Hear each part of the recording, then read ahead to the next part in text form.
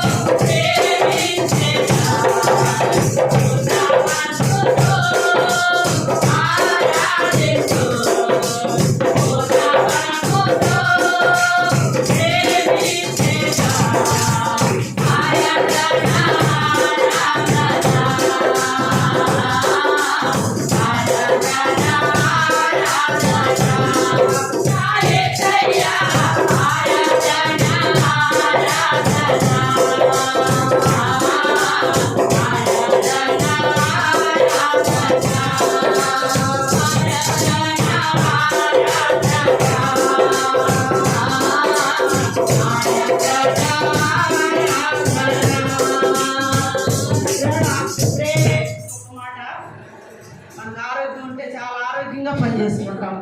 అది ఆరోగ్యం లేకపోతే నిదానంగా. దేవుడు ఏమంటున్నాడు? పూర్ణ హృదయంతో పూర్ణ శక్తితో. కాబట్టి లాస్ట్ ఆరాధన అందరం చేతులు పైకెత్తుకొని దేవుని స్తుతించుకుంటూ ఈ ప్రేమించేది ఫస్ట్ వచ్చిన ఒక్కొక్కసారి పాడుతాం. ప్రేమించేదా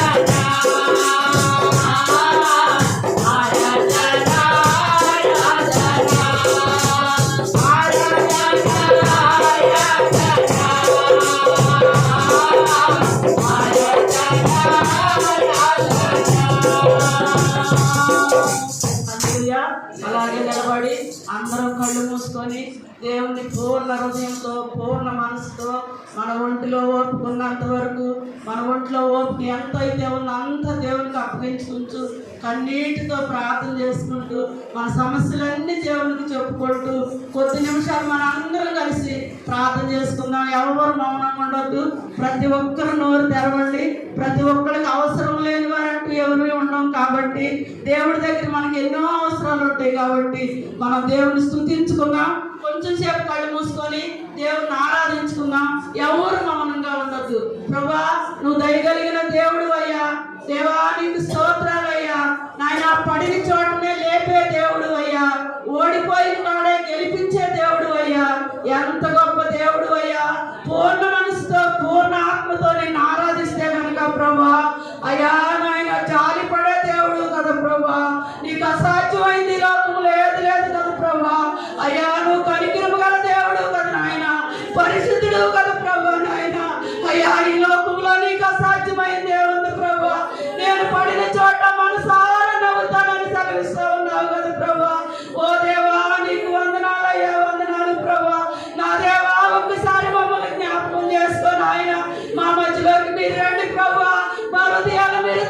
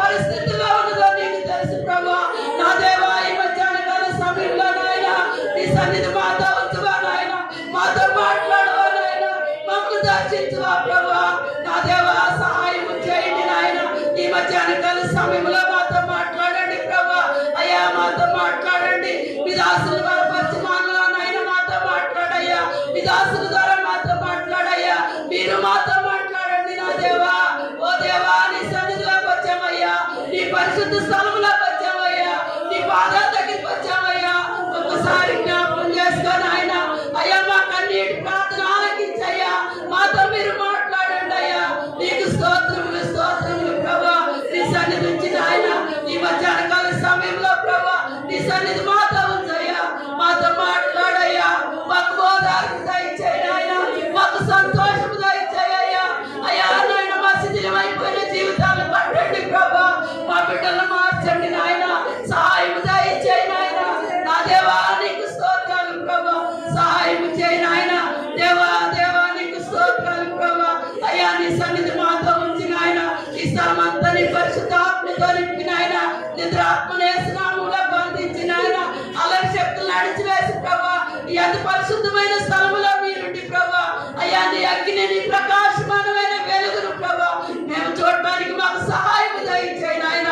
నీ దాసుల ద్వారా మాతో మాట్లాడమని యేసయ్య పరిశుద్ధ నామమున అడిగి ప్రార్థన చేసుకొనుచున్నాము తండ్రి. ఆమేన్. దయచేసి మనం అందరం లేచి నిలబడి ఉన్నాం. లూకాసు వార్త 7వ అధ్యాయము.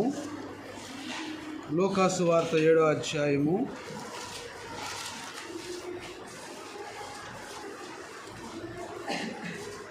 7వ అధ్యాయం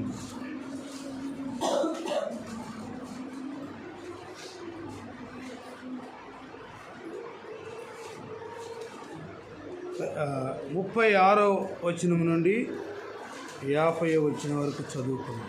లూకాసు వార్త 58వ పేజీ, క్రొత్త నిబంధన 7వ అధ్యాయము 36 నుంచి 50 వరకు. మన మధ్యలో సలోమి చదువు. పరిచయలో ఒకడు తనతో కూడా భోజనము చేయువలెనని ఆయనను అడిగెను. ఆయన ఆ కన్యకను ఇంటికి వెళ్ళి భోజనము కంపికి కూర్చుండగా ఆ ఊరిలో ఉన్న పాపాలను మానేయువాడైన స్త్రీ యేసు కూర్చుండుటని తెలుసుకొని ఒక కుండీలో అతడు తీసుకొని వచ్చి వెలుగుతూ ఆయన పాదముల యొద్ద నిలబడి ఏడ్చు కన్నీళ్లతో ఆయన పాదములను తడిపి తన తల వెంట్రుకలతో తుడిచి ఆయన పాదములను ముద్దు పెట్టుకొని ఆ అతడు వాటికి పూసెను. ఆయన పిలిచిన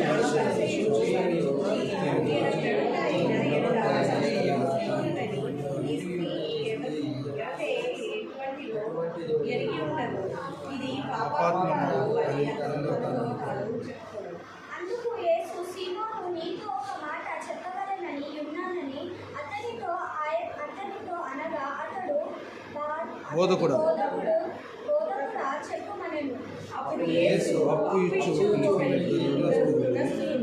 వారిలో 500 దేనారములు మరి అప్పుడు 50 వచ్చి ఉండెను. ఆ అప్పు తీర్చుటకు వారి యొక్క ఏమీ లేకపోయినను గనుక అతడు వారిద్దరిని క్షమించెను. కాబట్టి వారిలో ఎవడు అతని ఎక్కువ ప్రేమించునో చెప్పుమని అడిగెను. అందుకు సీమోను అతడెవరిని ఎక్కువ క్షమించెనో వాడే అని నాకు తోచుచున్నదని చెప్పగా ఆయన నీవు సరిగా యోచించితివని అతనితో చెప్పి ఆ స్త్రీ వైపు తిరిగి సీమోనుతో ఇట్లనెను, ఈ స్త్రీని చూచుచున్నావే, నీవు నీ ఇంటిలోకి రాగా నీవు నా పాదములకు నీవేలు లేదు కానీ ఈమె తన కన్నీళ్లతో నా పాదములను తడిపి తన తల వెంట్రుకలతో తుడిచెను. నీవు నన్ను ముట్టుకొనలేదు కానీ నేను లోపలికి వచ్చినప్పటి నుండి ఈమె నా పాదములను నానలేదు. నీవు నూనెతో నా తల అంటలేదు కానీ ఈమె నా పాదములకు అద్దరు పూసెను. ఆమె విస్తారంగా ప్రేమించను కనుక ఆమె ఎవరికి కొంచెంగా క్షమింపబడును వాడు కొంచెంగా ప్రేమించునని చెప్పి నీ పాపములు క్షమించబడినవి అని ఆమెతో అనెను. అప్పుడు ఆయన ఆయనతో కూడా భోజనం పంపిణీ పాపములు క్షమించుటపై ఎవడని సాగిరి. అందుకాయన నీ విశ్వాసము నిన్ను రక్షించెను. దేవుడు తన పరిశుద్ధ వాక్యం దీవించిన కాక. కూర్చోండి.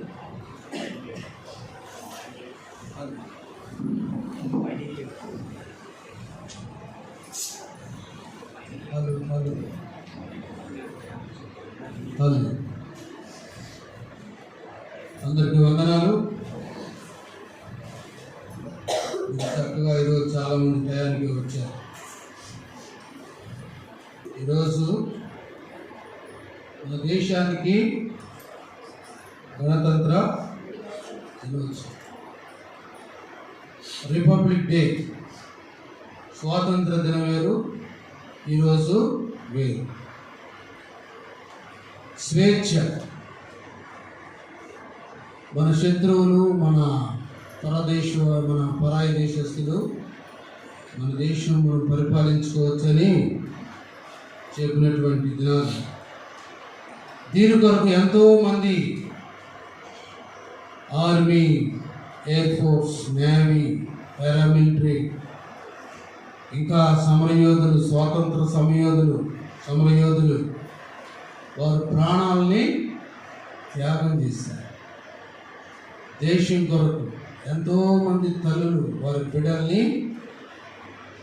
దేశం కొరకు ప్రాణం పెట్టి ప్రేమ చూపించారు.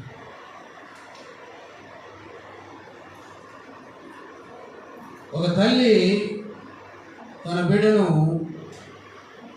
సైనికులకు పంపించింది, దేశ రక్షణ కొరకు ఆర్మీకి పంపించింది. మరొక తల్లి తన కుమారుణ్ణి చదివించింది, ఒక ఉద్యోగస్తుడిగా చేసింది. కానీ సైన్యంలో పంపించినటువంటి తల్లి కుమారుడు దేశంలో ఎన్నో దేశాలు తిరిగి మన దేశాన్ని కాపాడటానికి తన ప్రాణాన్ని అర్పించాడు, చనిపోయాడు. అప్పుడు ఈ ఉద్యోగస్తుని యొక్క తల్లి సంతోషపడుతున్నాను, నా కుమారుని అయితే నేను ఎంతో జాగ్రత్తగా చదివించాను, ఉద్యోగస్తుని చేసుకున్నాను. కానీ తన కుమారుణ్ణి సైన్యంలోనికి పంపి దేశం కొరకు ప్రాణాలు అర్పించి అని అనుకుంటూ ఏమనుకుందంటే, నా పిల్లోడిని నేను రక్షించుకున్నాను అనుకుంది, నా కుమారుని నేను నా కళ్ళ ముందే పెట్టుకున్నాను అనుకుంది. కానీ దేశం కొరకు చనిపోయినటువంటి కుమారుని కొరకు దేశస్తులందరూ కూడా శ్రద్ధాంజలి అర్పిస్తూ ఆ తల్లిని ప్రశంసనీయులు అంటే ఆ తల్లికి ఎంతో అభినందనలు చెల్లించారు. ఎంతోమంది మెసేజ్లు చేశారు. మరలా వచ్చే సంవత్సరం ఇదే రోజు ఆ తల్లిని ఢిల్లీ ఎర్రకోటలో పిలిపించి ఆర్మీ అధికారులు, ప్రధానమంత్రులు, కేంద్ర మంత్రులు సామర్థ్యంలో వారి యొక్క సమక్షంలో ఆ తల్లిని సన్మానించారు. చూడండి, దేశం మీద ప్రేమ, దేశం కొరకు, దేశంలో ఉన్నటువంటి ప్రజల కొరకు, మన భారతదేశం కొరకు ఎంతో త్యాగం చేసిన ఆ తల్లిని ఎంతోమంది సన్మానించారు.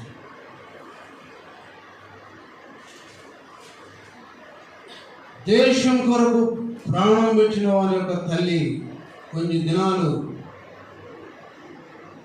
దుఃఖంతో ఉంది, కానీ తర్వాత నా కుమారుడు దేశం కొరకు చనిపోయాడని ఒక గర్వం కూడా ఉందో.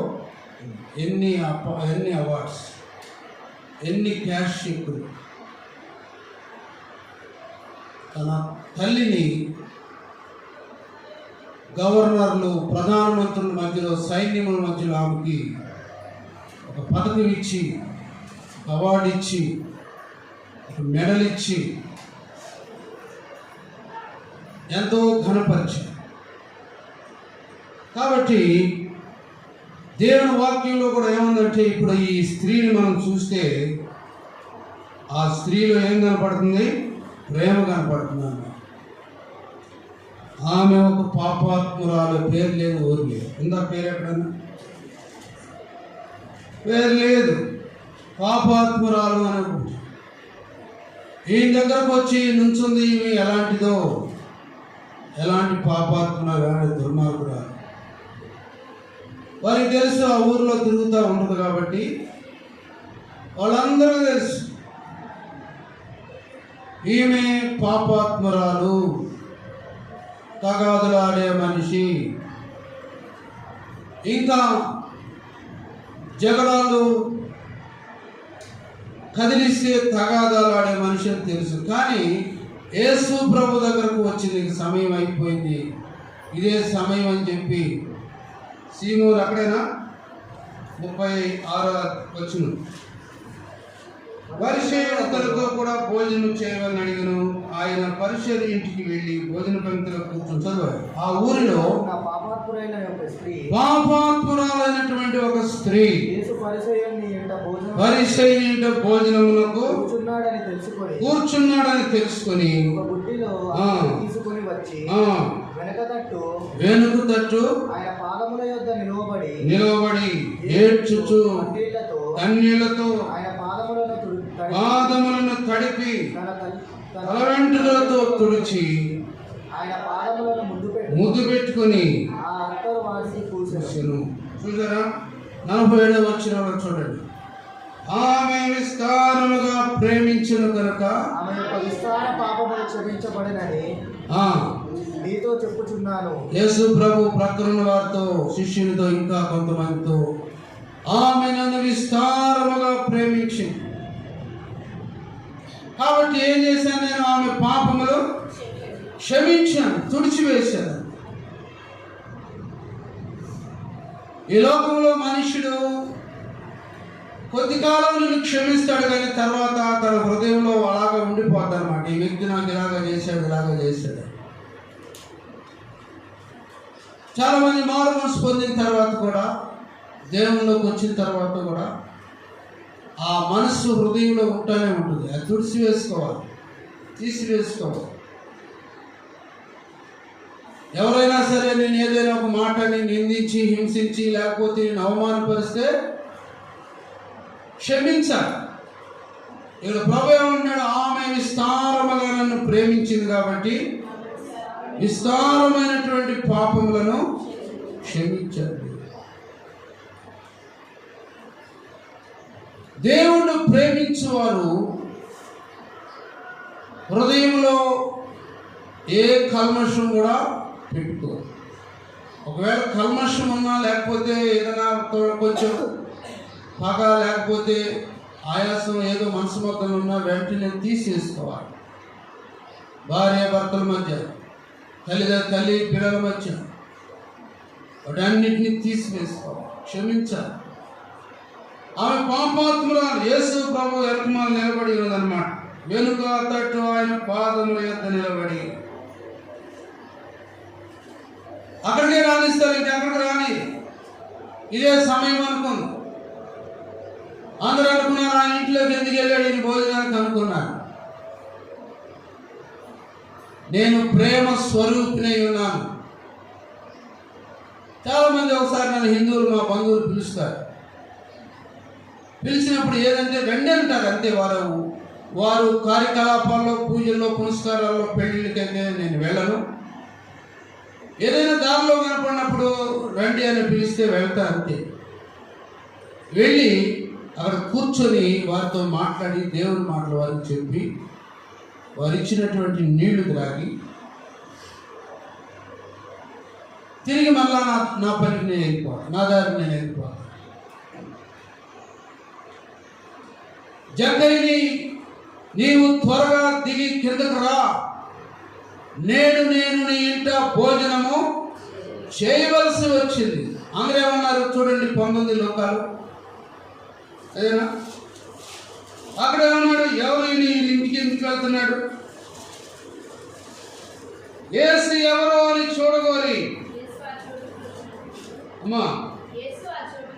యేసు ఆ చోటికి వచ్చినప్పుడు తల ఎత్తు చూచి, జక్కయ్య త్వరగా దిగు, నేడు నేను నీ ఇంటికి ఉండవలసినదని. అతడు త్వరగా దిగి సంతోషముతో ఆయన చేర్చుకుని చూస్తున్నాడంట. ఆయనలో ఆశ చూశాడు దేవుడు.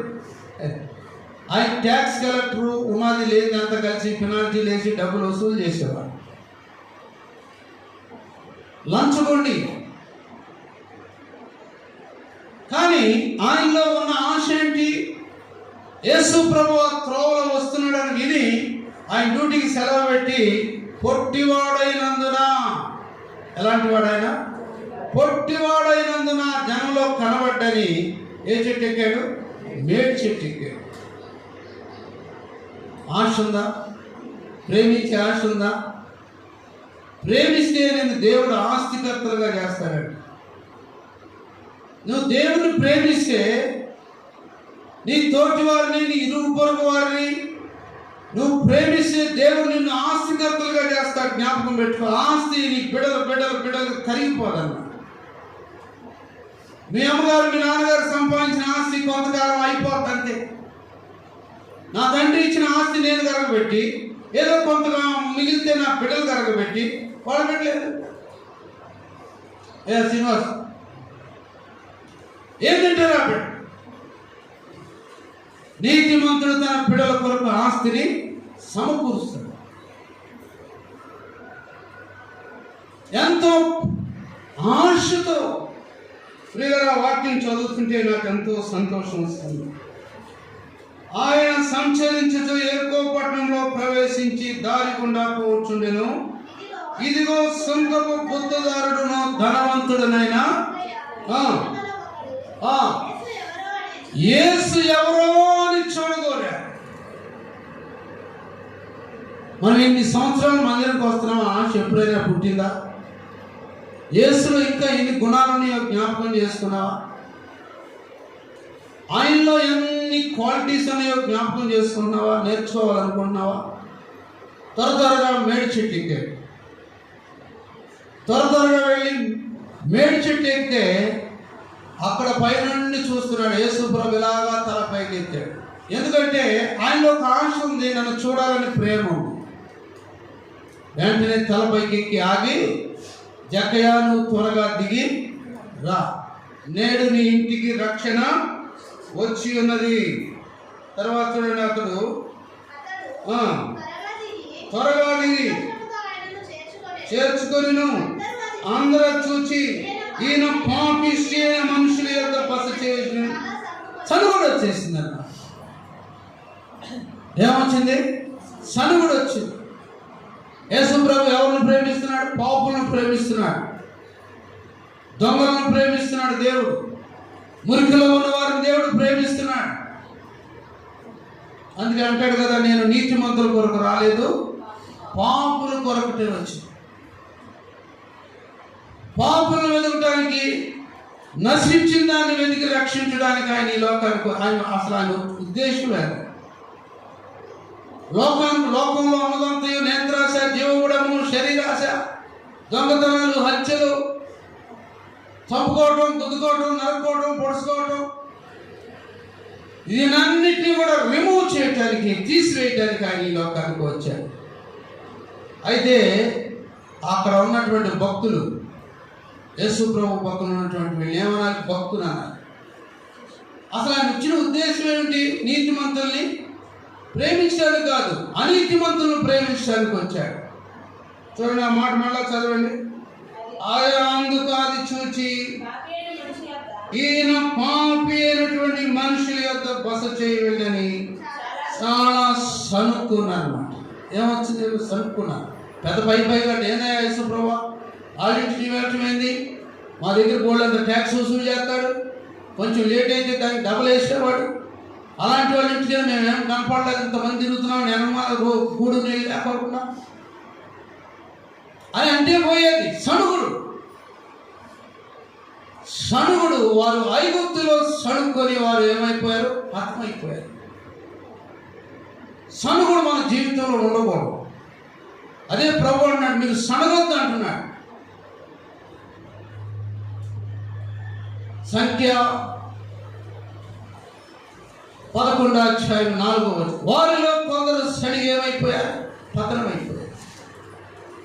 వారిలో మాంసాపేక్షకులు అధికమైపోయి ఎవరు మాకు ఈ భోజనం పెడతారు? వారి మధ్యనున్న మిశ్రిత జనము. ఏ జనం? ఈ జనము మిశ్రిత జనం. అంటే మిక్సీ తిన్నారు ఎప్పుడన్నా మీరు? మిక్చర్ అన్ని కలిపి ఉంటాయి, దాంట్లో అన్ని కలిపి ఉంటాయి, అన్ని దినుసులు కలిపి ఉంటాయి, అన్ని రకాలైనటువంటి పదార్థాలు కలిపి ఉంటాయి అన్నమాట. అదే మిశ్రిత జనం.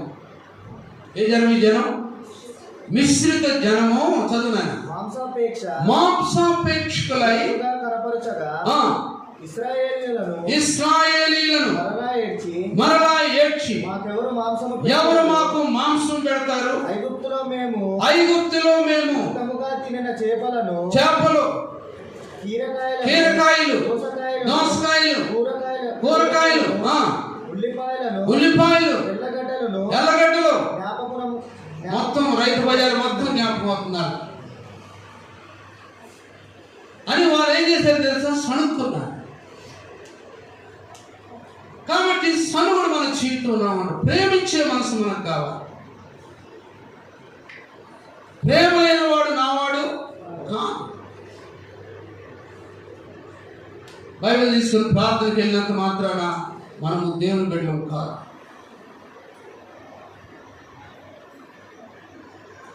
మీ మధ్య చేసిన కార్యాలు సీదు పట్టణంలో ఇంకా కొంత ప్రాంతాల్లో నేను చేస్తే వారు మీకంటే ముందుగా వారు పరలోకానికి వెళ్ళి ఉండరు అంటాడు. అద్భుతం. ఇలా చేశారు, సణుక్కున్నారన్నమాట. దేవుడు వారి హృదయాన్ని ఎరిగి జక్కయ్యలో ఉన్న ఆశను చూసి, జక్కయ్యలో ఉన్నటువంటి తపను చూసి, ఆయనకున్నటువంటి అభిమానాన్ని చూసి, జక్కయ్యను త్వరగా దిగి రా, నేడు నీ ఇంటికి రక్షణ వచ్చి ఉన్నది. ఎప్పుడైతే ఆ మనసు, ప్రభు మనసు, జక్కయ్య మనసు కలుస్తుందో తనలో ఉన్నటువంటి ఆ పాపిష్టి స్వభావం అంతా కూడా దగ్గర ప్రభు దగ్గర ఒప్పుకుంటున్నాడు. అయ్యా, ఎక్కడైతే చదవన్న మాట, ఎక్కడైతే నేను ఇదిగో ప్రభు నా ఆస్తిలో సగము పేదలకు ఇచ్చుచున్నాను, ఎవరి యొద్దనైనా అన్యాయముగా దేనినైనా తీసుకొని ఎడల అతనికి 4 వంతులు మరలా చెల్లిస్తాను. దేవుడితో చెబుతున్నాడు. అయ్యా, నన్ను రక్షించావయ్యా, నా ఇంటికి రక్షణ వచ్చిందని చెప్పావయ్యా. జక్కయ్య, నీవు నన్ను ప్రేమించావు కాబట్టి ఇదిగో నా రక్షణ నీకు ఇచ్చాను. ఈ మనుషులు సనుక్కుంటున్నారు, నువ్వు పాపాత్ముడు అని సనుక్కుంటున్నారు, కానీ నా దృష్టిలో నీవు నీతిమంతుడు. నా దృష్టిలో నీవు ప్రజలు అనుకోవచ్చు నువ్వు మంచిదాన్ని కాదనో, తగాదులు మారిదానివనో, లేకపోతే సాడీలు చెప్పేదానివనో, లేకపోతే ఇంకా ఏదేదో అనుకుంటారు, కానీ దేవుని హృదయంలో నిర్దోషమైనటువంటి మనసు కలిగిందని ప్రభువుకి తెలుసు. కాబట్టి దేవుణ్ణి ప్రేమించే వారిని దేవుడు ఎలాగా చేస్తాడో తెలుసా? గొప్పవారిగా చేస్తాడు. ఆమె విస్తారముగా నన్ను ప్రేమించింది కాబట్టి ఆమె పాపములని ఏమైపోయాయి? విస్తారమైనటువంటి పాపములు. ఒక పాపం కాదు, 10 పాపాలు. పాపాత్మురాలైనటువంటి స్త్రీ అని ఆమె పేరు ఉంది. మరి పేరేం పేరు మనకు తెలియదు. కాబట్టి దేవుడు ప్రేమించినప్పుడు దేవుడిని, బిడ్డల్ని, కుటుంబాన్ని దేవుడు ఆస్తికర్తలుగా చేస్తాడు. ఉద్యోగాలు లేకపోయినా, భూములు లేకపోయినా, నీకు ఈ లోక సంబంధమైనటువంటి ఏ ఆస్తి నీలో లేకపోయినా, నీ దగ్గర లేకపోయినా, దేవుడు నీకు పరలోక రాజ్యంలో ఆస్తిని ఏర్పాటు చేస్తాడు. పరలోక రాజ్యంలో, ఈ భూలోకంలో నీవు సంతోషంగా బ్రతుకుతావు, ఆఖరి తప్పులు లేకుండా బ్రతుకుతావు అన్నాడు దేవుడు. ఇంకా ఏం కావాలి మాకు? ఇంకా ఏం కావాలి చెప్పండి. నేను ఉద్యోగాన్ని రిజైన్ చేసి మానేసి రావడం సమయంలో కొంతమంది నాతో ఏమన్నారు, మంచి సమయంలో ఉద్యోగాన్ని వదిలిపెట్టి వెళ్ళిపోతున్నా, నీకేమైనా పిచ్చి పట్టిందా అన్న? నాకు పిచ్చి పట్టిందని అన్నారు. కానీ దేవుడు ఏమన్నాడు? నేను నిన్ను పోషిస్తాను, నా సేవ చేయమని దేవుడు స్వరంతో మాట్లాడినప్పుడు నా ఉద్యోగానికి రాజీనామా చేసేసి విఆర్ఎస్ తీసుకొని బయటకు వచ్చాను. దేవుడు నన్ను విడిచిపెట్టాడా? దేవుడు నా బిడ్డలను విడిచిపెట్టాడా? సంఘాన్ని విడిచిపెట్టాడా? సంఘంలో ఉన్న బిడ్డలను విడిచిపెట్టాడా? నన్ను ఆస్తికర్తలుగా చేస్తే మిమ్మల్ని దేవుడు ఆస్తికర్త చేస్తాడు. ఎందుకంటే నా ఆత్మీయ బిడ్డలు, శరీర సంబంధమైన బిడ్డలు వేరు, ఆత్మ సంబంధమైనటువంటి బిడ్డలు వేరు. శరీర సంబంధమైనటువంటి బిడ్డలు ఏదైనా ఒక పొరపాటు చేస్తే దుఃఖం పెద్దగా ఉండదు, కానీ ఆత్మ సంబంధమైనటువంటి బిడ్డలు ఏదైనా ఒక పొరపాటు చేస్తే ఎంతో దుఃఖము, ఎంతో వేదన ఆ దేవుని సేవకుల్లో ఉంటుంది అన్నమాట. కాబట్టి ప్రేమైనటువంటి దేవుని బిడ్డ, నన్ను ప్రేమించు వారు నేను ఆస్తికర్తలుగా, సామెతల గ్రంథము దేవుని యొక్క వాక్యం 8వ అధ్యాయము 31వ వచనం 21వ వచనం చదువు. నన్ను ప్రేమించు వారిని నేను ఆస్తికర్తలుగా చేయవచ్చును. దేవుని ప్రేమిస్తావా సహోదరి సహోదరుడా? నన్ను ప్రేమించు వారిని ఆస్తికర్తలుగా చేయుదును, వారి నిధులను. ఏంటి దీని అర్థం ఏంటి? నిధులు అంటే ఏంటి? నింపడం అంటే ఏంటి?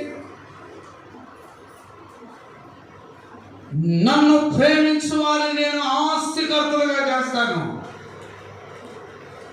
ఇది ఈ లోక సంబంధమైనటువంటి స్వాస్యమా? నీ పితరుల ఆస్తి నీకు వచ్చి నేను ఏదో గొప్పగా చేయాలనుకుంటున్నావా? తెలుగు రాష్ట్రాల్లో ఎంతో మంది వారి పితరులు సంపాదించిన భూములను వారికి స్వాధీనం పరుచుకొని వారి పిత్రార్జితముగా వారు స్వతంత్రించుకొని భూస్వాములైనటువంటి వారు ఉన్నారు. మిద్దెలు కట్టుకున్నారు, కార్లు కట్టుకున్నారు, బంగారం కొనుక్కున్నారు. ప్రియమైనటువంటి దేవుని బిడ్డలారా, కానీ ఆ ఆస్తి ఇక్కడ విడిచిపెట్టారు. కానీ దేవుడిచ్చే ఆస్తి, దేవుడిచ్చే ఆ ఐశ్వర్యము నీకు నీ బిడ్డలకు సదాకాలముగా దేవుడు ఇస్తాడంట. చప్పట్లు కూడా దేవుని మహిమపరుద్దాం. గట్టి కొట్టాలి. ఈ వాక్యం నమ్మిన వారు గట్టిగా చప్పట్లు కొట్టాలి. ఈ లోక సంబంధమైనటువంటి ఆస్తి కొంతకాలానికి కరిగిపోతుంది. తప్పమైన కుమారుడు ఆస్తిని గోతాలు మోసుకుని వెళ్ళాడు. ఆయన తండ్రి స్వాస్థ్యాన్ని, ఆయనకు వచ్చే భాగాన్ని ఏమన్నాడు? నాయనా, నాకు వచ్చే భాగం నాకు ఇవ్వు. అరే చిన్నవాడేరా బాబు, జ్ఞానం లేదు, ఎందుకు నువ్వు వెళ్ళిపోతా అని ఎంతోమంది చెప్పించాడు. కానీ మండివాడై తన ఆస్తిని తీసుకుని, తన ఆస్తిని అమ్ముకొని తండ్రి తీసుకొచ్చి ఇచ్చి గోతాలు నింపి పంపించాడు. మోసుకోవడానికి వెళ్ళారు. కొంత ఇక్కడ నుంచి ఈ బడలగూడ చౌరస్తా వరకు వెళ్ళేవారికి అక్కడ కొంతమంది ఉన్నారు. ఈ బ్యాచ్ వాళ్ళు ఏం చేశారు? అరే నువ్వు పోయినారా, తలా ఒక మూట మాకు ఏమన్నా, వాళ్ళు ఒక మూట పెట్టుకుని వాటితో కొంత దూరం వెళ్ళారు. ఇక అక్కడంతా కూడా ఏమైపోయింది? అక్కడంతా కూడా కరగేసేసారు. తండ్రి ఆస్తిని తీసుకొని తండ్రిని వేధించి తండ్రి మనసు బాధ పెట్టి తన ఆస్తి అంతా తీసుకొని దుర్వ్యాపారముల వలన పాడు చేస్తున్నాను దేవుని యొక్క వాక్యంలో ఉన్నది. చివరికి ఏమైంది? తండ్రి ఇచ్చిన ఆస్తి అంతా కూడా కోల్పోయాడు. తండ్రి ఆస్తి మొత్తం కోల్పోయిన తర్వాత ఏం జరిగింది? ఆకలి అవుతుంది, శరీరం అంతా వాసన వచ్చేసేస్తుంది, బట్టలన్నీ మురికైపోయి చివరికి పందులు కాయటానికి ఒక పందులు మేపాయన యజమాని దగ్గరయ్యా నాకేమైనా పని ఉందని అడిగాడు. పాప రాజకుమారుడు ఏమన్నాడు? ఏమైనా పనేం లేదు కానీ నా పందులు మేపుకుంటా అన్నాడు. సరే, దాన్ని కూడా ఇష్టపడ్డాడు. ఇష్టపడి ఆకలి అవుతుంటే ఆ పందులు తినే పొట్టు దగ్గరికి వెళ్ళి ఆ పందులు తినే పొట్టుతో కడుపు నింపుకోవాలన్నట్టుకున్నాడు. కానీ అవి కూడా ఆయన్ని రానియలేదు. అప్పుడు జ్ఞాపకం వచ్చింది. తిరిగి మరలా తండ్రి దగ్గరికి వస్తున్నాడు. తండ్రి, ఇదిగో నీకును పరలోకమందున దేవునికి నేను వ్యతిరేకముగా పాపము చేశాను. ఇక మీదట నీ కుమారుడు అనిపించుకోవడానికి నేను యోగ్యుడను. తండ్రి ప్రేమ వచ్చేసింది. తండ్రి ప్రేమ అంటే తెలుసుకున్నాడు. తండ్రి ప్రేమ ఎంత విలువ ఉందో తెలుసుకున్నాడు. మళ్ళా తండ్రి క్షమించాడు, మెడ మీద పడ్డాడు, కౌలుగించుకున్నాడు, ముద్దు పెట్టుకున్నాడు. ఆ మురికి బట్టలతో స్నానం చేసి ఎన్ని రోజులైందో జుట్టు అంతా అంటలు కట్టుకుపోయి ముఖం అంతా మట్టి గారిపోతుంది. చొక్కా ఆ ప్యాంట్ అంతా కూడా చిరిగిపోయి కాళ్ళకి చెప్పులు లేవు. ఓ ఎంత భయంకరమైనటువంటి స్థితిలో తండ్రి ఇచ్చిన ఆస్తి అంతా పోగొట్టుకుని మరలా తిరిగి తండ్రి ప్రేమను, ఆయన ప్రేమ విలువను తెలుసుకుని మరలా తిరిగి ప్రయాణమై తండ్రి ఇంటికి వస్తున్నప్పుడు ఆ తండ్రి జాలిపడి ఆయన ఇంకా దూరంగా ఉన్నప్పుడు తండ్రి వారిని చూచి కనికరపడి కనికరపడి పరిగెత్తు అని పరిగెత్తుకుని వారి దగ్గరకు వచ్చి మెడ మీద ముద్దు ఎక్కడ పడ్డాడు? మెడ మీద ముద్దు పెట్టుకున్నాడంట. అప్పుడు ఆ కుమారుడు అప్పుడు ఆ కుమారుడు అతనితో అతనితో తండ్రి నేను తండ్రి నేను పరలోకముకు విరోధముగాను పరలోకముకు విరోధముగాను నీ యొద్ద నీ యొద్ద పాపము చేసి పాపము చేసి తిని. చూసావా తల్లి ప్రేమ ఎలాంటిదో తెలుసా? కొడుకు ఇంటికి రాగానే తల్లి పొట్టని చూసిద్దంట. ఏడో చూసిద్ది ఏమో డ్యాన్స్ ఎక్కడ చూస్తా నీ పిల్లడు పొట్టని చూసిద్ది. అయ్యో నా పిల్లడు అన్నం తిన్నాడో లేదో అని. అదే భార్య అయితే చేతులకు చూసిద్దంట ఏం చేస్తున్నాడు. తేడా ఎంత తేడా వింటున్నారా? తల్లి పోయిన తర్వాత తల్లి దొరకదు, ఆ ప్రేమ దొరకదు, ఆ ప్రేమ నోచుకోలేవు, ఆ ప్రేమ తిరిగి పొందుకోలేవు. కాబట్టి ఈ తప్పిపోయిన కుమారుడు దేవుని ప్రేమ తెలుసుకున్నాడు, వచ్చాడు, ఇంటికి తీసుకొచ్చాడు, మరలా ధనవంతుడిగా చేశాడు, మరలా తన స్వాస్థ్యంలో తీసుకుని వచ్చాడు, మరలా తన కుమారుడుగా చేసుకున్నాడు. ఏమన్నాడు? దరిద్రుడు ఎందుకు వెళ్ళావు అదిగో ఇదిగో అన్నాడా? అనలేదు. నీ ఆస్తి అంతా పోగొట్టే సంబంధం లేదన్నాడా? నాకు పుట్టలేదన్నాడా? లేకపోతే ఇంట్లో నీకు స్థానం లేదన్నాడా? తిరిగి చేర్చుకున్నాడు. అందుకే ఏమంటున్నాడు సామెతల గ్రంథంలో, నన్ను ప్రేమించేవారు నేను ఆస్తికర్తలుగా చేస్తాను. దేవుని ప్రేమ తెలియక ముందు, దేవుని యొక్క ఆ కనికరం నీకు తెలియక ముందు నువ్వు పాడు చేసుకున్నావేమో. నీ ఆస్తిని పోగొట్టుకున్నావు, నీ బలమును పోగొట్టుకున్నావు, నీ సౌందర్యాన్ని పోగొట్టుకున్నావేమో. కానీ ప్రభువు తెలుసుకున్న తర్వాత తిరిగి మరలా నీకు దేవుడు ఆ స్థాయిలో మరలా ఆ విడిచిపెట్టినటువంటి పాడు చేస్తున్నటువంటిది అంతా కూడా దేవుడు నీకు సమకూరుస్తాడు. దేవునికి వాక్యంలో రాయబడింది, నన్ను ప్రేమించేవారు నేను ఆస్తికర్తలుగా చేస్తాను. ఎప్పుడైతే తప్పిపోయిన కుమారుడు తిరిగి వచ్చాడు, అంటే ఏం చేశాడు? ఇంట్లో తీసుకెళ్ళాడు. చదవండి ఆ భాగం. ఇంట్లోకి తీసుకెళ్ళి ఈ నా కుమారుడు, అది కూడా చదవండి. ఉంగరాలు, బట్టలు, చెప్పులు అవి కూడా చదవాలి. ఇక మీదట నీ కుమారుని అనిపించుకోవడానికి యోగ్యుడు కాను.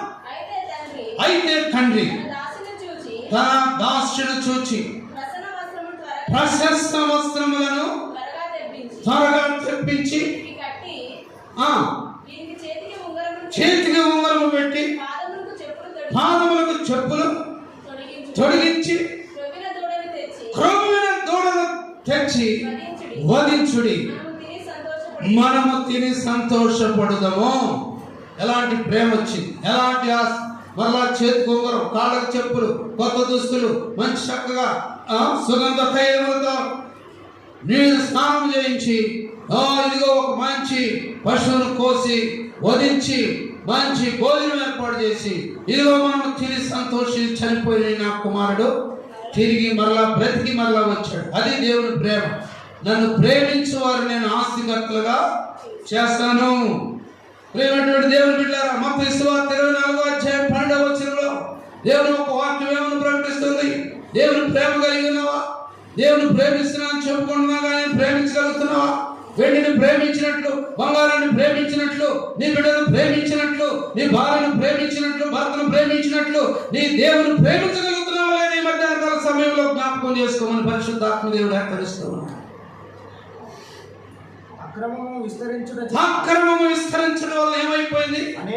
అనేకుల ప్రేమ చల్లారిపోయింది అన్నమాట. ఒకప్పుడు బాగానే ప్రేమించావు దేవుణ్ణి, ఒకప్పుడు మంచిగానే కనికరించావు దేవుడి కుటుంబాల్లో, నీ బిడ్డల్లో, నీ గృహంలో చేసిన కార్యాలను బట్టి నువ్వు బాగా ప్రేమించావు, అన్ని సక్రమంగా చేస్తావు, పెద్దలకడే వచ్చావు, ప్రభుని స్తుతించావు. కానీ అక్రమము విస్తరించడం వల్ల ఏమైపోయింది? నీ ప్రేమ చల్లారిపోయింది. కాబట్టి దేవుడి కార్యాలు కూడా నీలో ఆగిపోయినాయి అంటున్నాడు. హల్లెలూయా.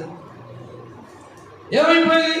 మొట్టమొదటిగా నువ్వు దేవుని ప్రేమించావు, అక్రమం విస్తరించడం వల్ల ప్రేమ చల్లారిపోయిందంట. ప్రేమ. ప్రకటన 2:19, ప్రకటన గ్రంథము 2:19. ఓ యేసు నీ ప్రేమ ఎంతో మహనీయము, ఆకాశ తార పర్వతం గ్రాముల కన్న గోపాది.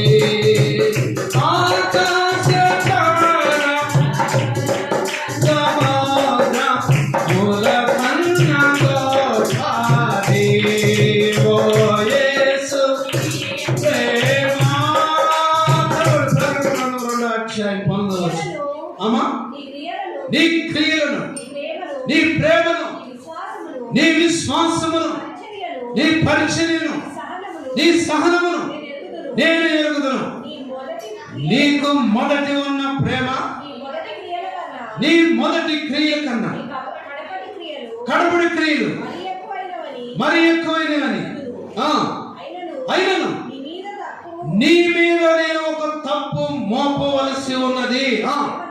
ఏదంటే తాను ప్రవక్తని అని ఆ, చెప్పుకొనుచు ఆ, యెజ్రెయేలు స్త్రీని ఆ, నీ ముందు తెచ్చుచున్నావు. ఆ.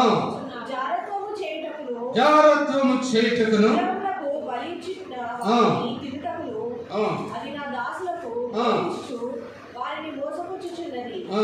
మారు మనసు పొందుటకు ఆ. నేను దానికి మారు మనసు పొందుటకు నేను దానికి ప్రేమించితిని గాని ఆ. అది తన జారత్వము విడిచిపెట్ట మారు మనసు పొందనలేదు. ఆ, ఇదిగో నేను దాన్ని ఆ. మంచము పట్టించి దానితో కూడా వ్యభిచరించు వారు ఆ. దాని క్రియల విషయమై పొందితేనే గాని మారు మనసు పొందితేనే గాని వారిని ఆ. బహు శ్రమల పాలు చేతులు. చాలు. ఏమన్నాడు అక్కడ? నీ మొదట క్రియల కన్నా నీ కడపడి క్రియలు మరి ఎక్కువ ఎరుగుదును. అయితే నీ మీద తప్పు ఒకటి నేను మోపవలసి, అదేమనగా మొదటి ప్రేమను విడిచిపెట్టావంటున్నాను. లేనిపోయిన వారి దగ్గర పెట్టుకున్నావు, ప్రభుని విడిచిపెట్టావు, వాక్యాన్ని విడిచిపెట్టావు, దేవుని సన్నిధిని విడిచిపెట్టావు, అన్నింటిని విడిచిపెట్టి దేవుని ప్రేమకి ఏమైపోయావు? దూరం అయిపోయావు. దేవుని ప్రేమకి దూరం అయిపోయావు. ప్రేమటువంటి దేవుని బిడ్డలారా, ప్రేమ కలిగి ఉండండి. అపోస్తలుడైన పౌలు కొరింథీయులకు రాసిన పత్రిక 14:1 ప్రేమ కలిగి ఉండండి. ఎలాంటి ప్రేమ నీలో కలిగి ఉంది? ప్రేమ కలిగి ఉండండి. ప్రయాసపడుడి. ఆత్మ సంబంధమైనటువంటి వరములను ఆసక్తితో అపేక్షించుడి. విశేషముగా చాలు. ప్రేమ కలిగి ఉండడానికి ఏం కలగాల? ప్రయాసపడి అన్నిటిగా అటు ఇటు పరిగెత్తి అదిగో ఇదిగో లేనిపోయిన భారాలను పెట్టుకొని అప్పులు పాలైపోయి లేనిపోయినవన్నీ పెట్టుకుంటే ఏమైపోతావు? అప్పులు బాధ అయిపోతావు అన్నమాట. మన బిడ్డల్ని, మన కుటుంబాన్ని మనం చూసుకోవటమే ఎక్కువ. పరమ భారం కూడా పైన వేసుకుంటే ఏమైపోతావు? రోజుకు ఒక ఎకరం అమ్మాడంట మా ఇంటి కూడా ఒకడు. ఆఖరిలో రోజుకు ఒక ఎకరం అమ్మి అప్పులు తీర్చాడంట. ఏం చేస్తా? తనని చంపేస్తానని, చివరికి ప్రాణం మీద తీసుకొచ్చి చంపుతారని భార్య వచ్చాక అయ్యా నీకు దండం పెడతారు, మాకు లేకపోయింది, అప్పులు అమ్ముతారు, పొలం అమ్మటాడు, మొత్తం పడేసి బిడ్డల్ని అన్యాయం చేసి. కాబట్టి ప్రియమైనటువంటి దేవుని బిడ్డలు జాగ్రత్తగా ఉండాలి. రోమీయులకు రాసిన పత్రిక 8:28 చదవండి. రోమీయులకు రాసిన పత్రిక 8. ఇదిగో తాను ప్రేమించు వారికి ఆయన సిద్ధపరిచినటువంటి దేవుని ప్రేమించువారు అనగా ఆయన సంకల్పము చొప్పున పిలువబడిన వారి మేలు కలుగుటకై సమస్తమును సమకూడి జరుగుతున్నది అన్నమాట. దేవుని ప్రేమిస్తే నీకు సమస్తము సమకూడి జరుగుతుంది. దేవుడు నిన్ను హెచ్చరిస్తాడు, దేవుడు నిన్ను ఆశీర్వదిస్తాడు, దేవుడు నిన్ను బలపరుస్తాడు. దేవుని ప్రేమించాలని మనసు ఉందా? దేవుని ప్రేమించాలని ఆశ ఉందా? ఆయన ప్రేమకు నువ్వు దాసుడు అయిపోతావా? తెలియని ప్రేమిస్తున్నావా? సైతాన్ని ప్రేమిస్తున్నావా? లోకాన్ని ప్రేమిస్తున్నావా? దేవుని ప్రేమను పోగొట్టుకుంటున్నావు. జాగ్రత్త. అబ్రహాము దేవుని ప్రేమించాడు, అది అతనికి దేవుని నీతిగా ఎంచబడి. పరిశుద్ధాత్మ దేవుడు నన్ను ప్రేమిస్తే నేను ఆస్తికర్తలుగా చేస్తాను. ఆఖరిగా కీర్తన గ్రంథం 91వ అధ్యాయం 4వ అతడు నన్ను ప్రేమించున్నాడు కనుక నేను అతన్ని తప్పించదను. అతడు నా నామమును ఎరిగిన వాడు కనుక నేను అతన్ని ఘనపరుస్తాను. అతడు నాకు మొరపెట్టగా నేను అతనికి ఉత్తరం ఇచ్చుదను. శ్రమలో అతన్ని నేను తప్పించదను. అతన్ని విడిపించి అతను గొప్ప చేస్తాను. దీర్ఘాయువు చేత అతన్ని తృప్తిపరచడం. అతడు నన్ను ప్రేమిస్తున్నాడు కాబట్టి ఇందంతగా అతడు నన్ను ప్రేమిస్తున్నాడు, నా నామాన్ని ప్రేమిస్తున్నాడు, నా మందిరాన్ని ప్రేమిస్తున్నాడు, నా బిడ్డలను ప్రేమిస్తున్నాడు కాబట్టి నేను అతను ఏం చేస్తాడు? తప్పిస్తాడట, గణపరుస్తాడట. ఇలాంటి దేవుడిని విడిచిపెట్టుకొని లోకాన్ని ప్రేమించి, లోకంలో ఉన్న ఈవులను ప్రేమించి, లోకంలో ఉన్న ధనాన్ని ప్రేమించావంటే నీ ప్రేమ దేవుడు లెక్క చేయడు. ప్రేమించు వారిని నేను ఆస్తికర్తలుగా చేస్తాను. ఆ ప్రేమ నీకు కావాలి. ప్రార్థన చేసుకున్నాం. కళ్ళు మూసుకొని ప్రార్థన చేయండి. ప్రభా, నేను ప్రేమించాలని ఆశపోయింది ప్రభా, చేయండి. రోజు చేసి ప్రార్థన చేయండి. ప్రభా, దేవా, ఇదిగో మొదట నీకున్న ప్రేమను విడిచిపెట్టావు. ఇదిగో నీ మీద ఒక తప్పు మోపు చేయండి. ప్రార్థన చేయి. నోరు చేసి ప్రార్థన చేయి. మోగోళ్ళ కూర్చో చెయ్యి. ప్రభా, నా ప్రేమను పోగొట్టుకున్నా, నిన్ను ప్రేమించే స్థాయిని పోగొట్టుకున్నా. నా బిడ్డలను ప్రేమించాను, నా బంధువులను ప్రేమించాను, నా ఆస్తిని ప్రేమించాను, నా బంగారాన్ని ప్రేమించాను ప్రభా. అందుకే నీ ప్రేమ పోగొట్టుకుని దీవెన ఆశీర్వాదాన్ని పోగొట్టుకున్నాను ప్రభా. తిరిగి మళ్ళా నీ స్వరాలు నాకు కనబడట్లేదు. నోరు చేసి ప్రార్థన చేయండి అమ్మా. ఎంతకాలం నువ్వు అలాగా మోగవాడే కూర్చుంటావు? దేవుని ప్రేమను పోగొట్టుకున్నామని దేవుని వాక్యం నేను హెచ్చరిస్తావు. ఆయన ఆస్తిని పోగొట్టుకున్నావు, ఆయన ఇచ్చిన కృపను పోగొట్టుకున్నావు, ఆయన ఇచ్చిన దీవెను పోగొట్టుకున్నావు, ఆయన ఇచ్చిన కృపను పోగొట్టుకుని ఖాళీ చేతులతో కూర్చొని ఏడుస్తున్నావా? కారణం ఏంటంటే తప్పిపోయిన కుమారుడు స్థితిని దేవుడికి పోలుస్తూ ఉన్నాడు. నీ ఆస్తి అంతా కూడా దేవుడిచ్చిన స్వాస్థ్యం, దేవుడిచ్చిన కృపలన్నీ కూడా నువ్వు పోగొట్టుకున్నావు. దేవుడిచ్చిన కృపలన్నీ అటు ఇటు వ్యర్థమైనటువంటి వారికి ఇచ్చి ఈ రోజు నీకు ఎందుకు పనికిరానిలాగా కూర్చున్నావు అన్నాడు దేవుడు. చేయి, ప్రార్థన చేయి. ఓ పరిశుద్ధులైన మా తండ్రి ప్రభా, నీ వాక్యం ఎంత విలువైనది, సత్యమైనది. నన్ను ప్రేమించు వారిని ఆస్తికర్తలుగా చేస్తున్నా. తాను ప్రేమించు వారి కొరకు ఎలాగా ప్రభా నువ్వు ఆశీర్వదిస్తావో అది కనబడకుండా ఉంది ఆయన. ప్రభా, నీ ప్రేమలో ఎంతో దాగి ఉన్నది. నీ ప్రేమ మాకు అవసరమైనది ప్రభా. నీవు మమ్మల్ని ప్రేమించండి, మమ్మల్ని ఆస్తికర్తలుగా చేయండి, మా ధన నిధులు నింపండి, మా హృదయంలో సంతోషం నింపండి. అపవాది దోచుకున్నటువంటి మా సంతోషాన్ని తిరిగి మాకు దయచేయండి ప్రభా. నీ వాక్యం మా మీద కుమ్మరించి యేసు నామం అడిగి ప్రార్థన చేసుకున్నాం తండ్రి, ఆమేన్. దయచేసి కూర్చోండి.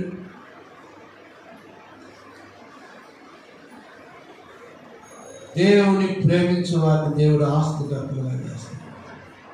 ఆయన ఆస్తి నీకు ఆశీర్వాదం చేస్తాడు, నీ బిడ్డలకు ఆశీర్వాదంగా మారు. అది సమయంలో మన మధ్యలో దేవుని సేవకులు శేఖర్ గారు ఉన్నారు. వారి కొద్ది నిమిషాలు దేవుని వాక్యం అందిస్తారు.